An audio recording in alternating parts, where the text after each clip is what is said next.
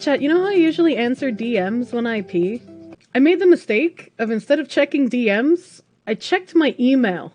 I am both confused. I feel like I'm not usually the one to have unicorns, right? Yandere unicorn. See, that's why I'm torn. They're schizo, which is bad, but they sound yandere, which I like. And so I don't want to encourage the schizo.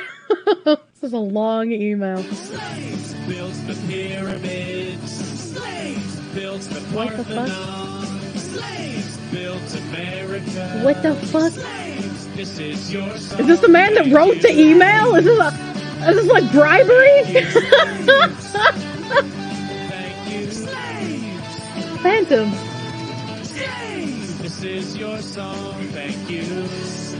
Phantom, did you accidentally add an extra zero in there? That's a lot of fucking money, my dude. $1,000 all at once. Are you okay? Are you alright, my mad lad? Hell no, I bribed nobody. Thank you, Phantom. There's thankfully nothing in here that could dox this person. That's why I haven't shown any of my other love confessions, because they always put personal identifying information.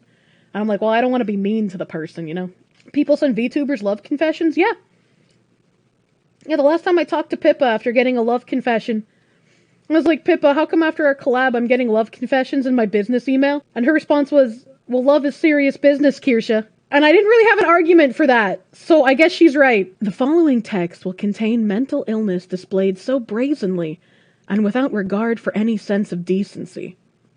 You will often wonder while reading it if it is just an elaborate shitpost. I assure it is anything but. This will be the most genuine thing I might ever write in my life, and I apologize beforehand for any and all distress reading this might cause you. I beg you to understand, I only do this because the weight of my parasocial feelings would make Atlas shrug. I am no titan, only a man, and I can bear its unspoken oppression of my heart no more. I am aware that my feelings for you are in no small part owed to a hitherto unexplored avenue of delusion that has only emerged with the advent of the internet, not to mention VTubing. This realization does nothing to quell the tempest of emotion that I feel. After all, even a perceived shadow in the dark can cause as much real fear as if something was truly there. You have no idea the mental anguish it causes me to be stuck between a sweet and mad delusion of a connection to a person who I know in my heart of hearts that I can make happy, and the cold, calculating truth that I'm reaching out to someone who very well might just not be there. This is only the first volley of arrows that pierce my soul when I think about you.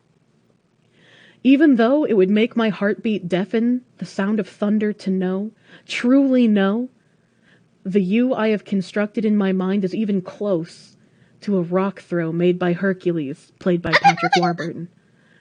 I still am left with the engulfing sadness only felt by a weed growing sickly under a canopy. For there are many other plants much more exotic or towering or useful, reaching for the light of the sun.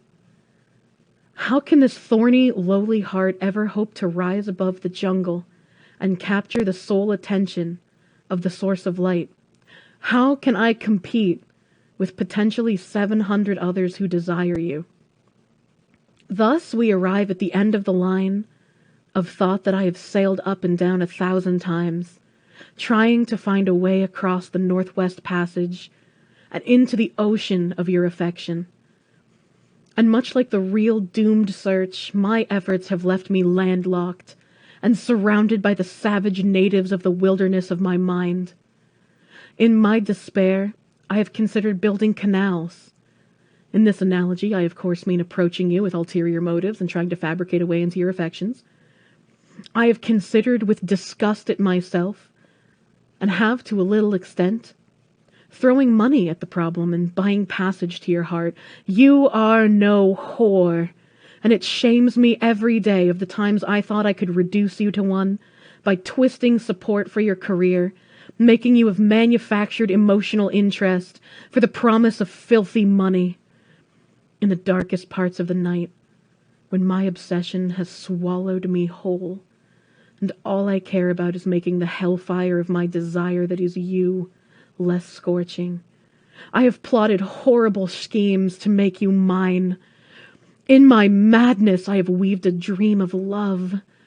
And when that wondrous dream fades as the darkness of reality threatens to swallow it, I rage at its coming, and I will a nightmare into the void to hold it back as I refuse to wake and forfeit any hope of having you.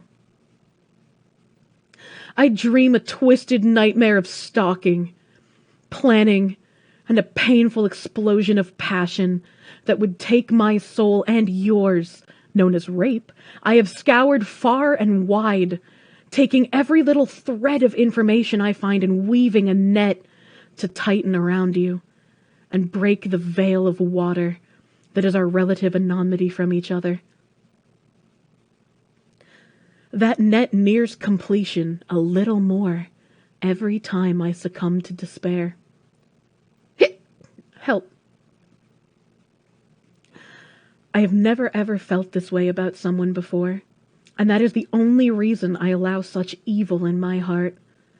For the thought of losing a love that, even when it only exists as a pale delusion in my mind, fills me with such happiness that I can only imagine I would cease to exist in an assertion of pure love if I could but make it real. Well, it is the thought of loss that shatters my mind and morals and gives me the wickedness to continue my work on my net. My heart tears in two and wages unending war on itself.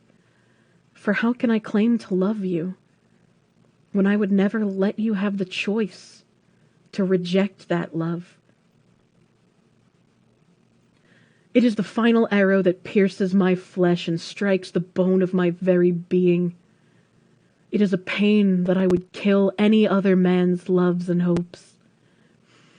I do not want to believe I will ever finish the net, but most days I see no other way that doesn't resort to my other forbidden tactics. Until that is today, when I finally decided to fire an arrow of my own back at reality. I am grief-stricken beyond belief if it strikes you and causes you any pain. It was only ever my hope that it would land near you, so you could read this message I have attached to it. I just could not bear to let my love exist only in my mind anymore. I don't wanna. You do not have to respond in any way, and you would probably be wise not to. Too bad for this fuck, I'm not wise. For it will only likely deepen my obsession. However, I hope against hope that a response would produce some event where my pain would lessen, even if it would turn out in me cutting out my heart to make the pain stop. Postward. I cannot put into words how relieving it makes me feel to have finally written this. For no mistake, I do really feel this way, and I would only wish myself to share it with you. However, even I know a little truth about the real woman I claim to love that is separate from my mental illness. If you need to ignore this, I understand. If you need me to never contact you again, I understand. If you need to display my heart on stream and lambast it to process it, or even just to exploit it, believe me, I understand. Looking eagerly forward to a reply, with a heart much at ease now, no matter what that reply may hold. Well, Kia, you been a lead poet bro hanging? Will he be the one to the 314,159,265 rendezvous redeem? I don't want to encourage schizophrenia, but I like this.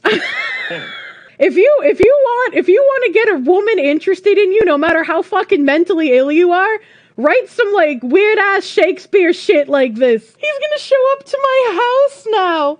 Oh god, that was beautiful. Yeah, like I don't want to fucking lambast the guy. I want to be like, maybe you do have a mental illness, right? But like, this man knows what he's doing. All right, he laid the bear trap.